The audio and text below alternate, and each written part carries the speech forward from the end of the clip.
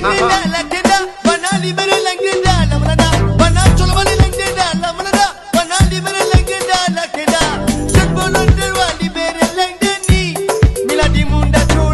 volontaire à libérer l'Indéni. Miladi Munda Chorang, da libérer l'Indéni. Ok, merci. Moi, je me nomme Sina Keita. Je suis ancien volontaire de la rébellion de 2000 à Gekedou. J'ai assisté au combat.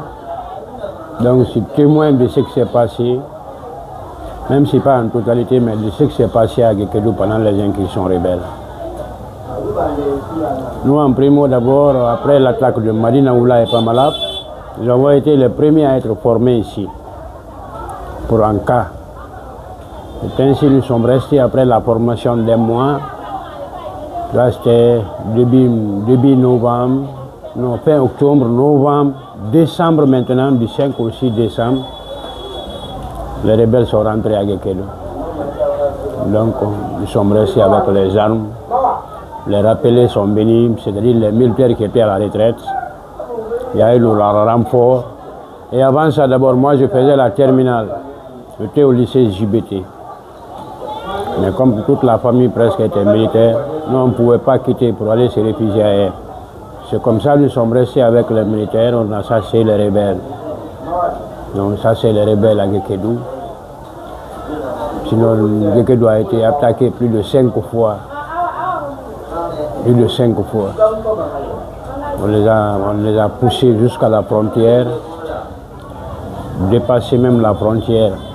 Ceux qui ont quitté vers Foya, nous sommes partis avec ceux qui étaient venus ici pour la gendarmerie, escadron mobile numéro 3, plus quelques baies rouges. Le renfort est venu de Nongwa. Mais les volontaires, nous étions nombreux. Certains sont restés dans le combat. Certains sont devenus, d'autres sont devenus infirmes. Quand même, et tous les 4 coins de Gekedou ont été attaqués. Jusqu'au camp, les rebelles sont partis attaquer le camp 5 fois. L'instant, le président nous a encouragés, mais disent de prendre le courage. De tout faire, que si ça ne va pas, Gekedou sera transformé en fleuve. Et puis à un moment même, ils sont venus jusqu'à Gekedou a été divisé en deux, nous étions de l'autre côté du pont.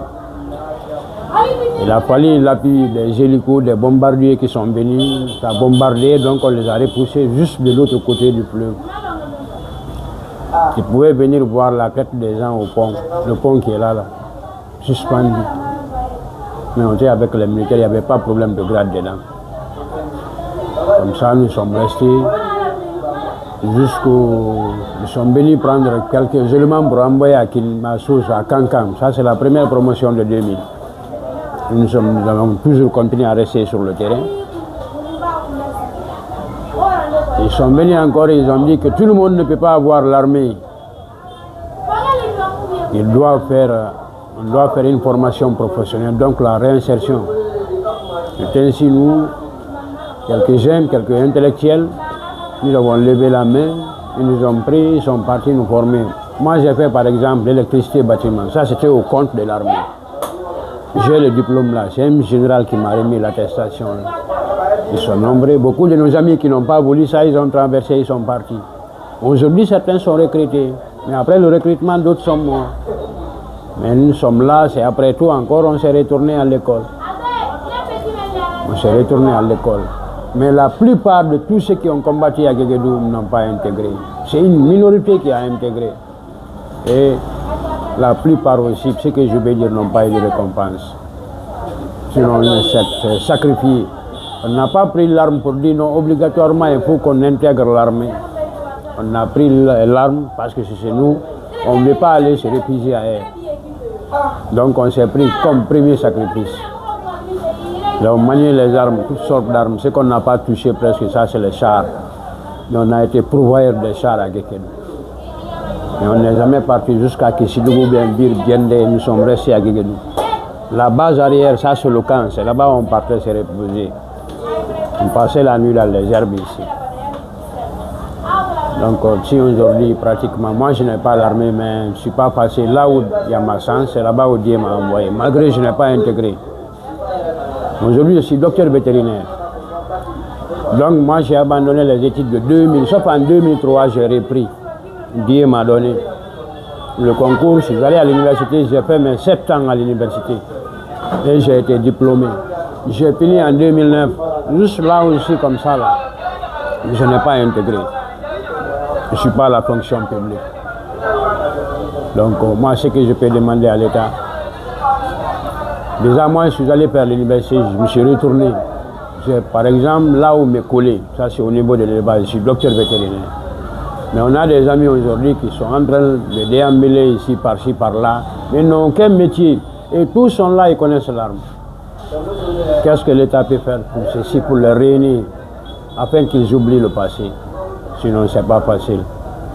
Tu as abandonné, tu as travaillé pour le pays, vous voyez ce que ça fait. Tu es là maintenant, donc on ne souhaite pas autre chose. Sinon, ce sont les premiers, ils seront les premiers à s'élever.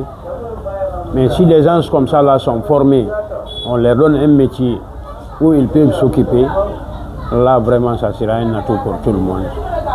Il n'est pas beaucoup développé. Moi, ce que je peux dire à l'État ou au gouvernement, de songer aux anciens volontaires de la forêt pratiquement Guékédou.